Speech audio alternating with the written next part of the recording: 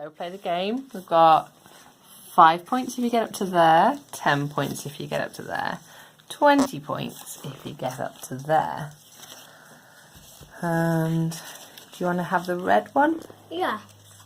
And I'll have the blue one. And it's just a cone shape. We put on the end of a straw. And then blow and see how far we can get. So you got 20 points. Well done. Mummy's turn.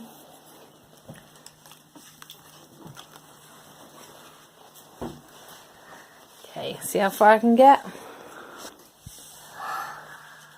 Oops, I dropped it.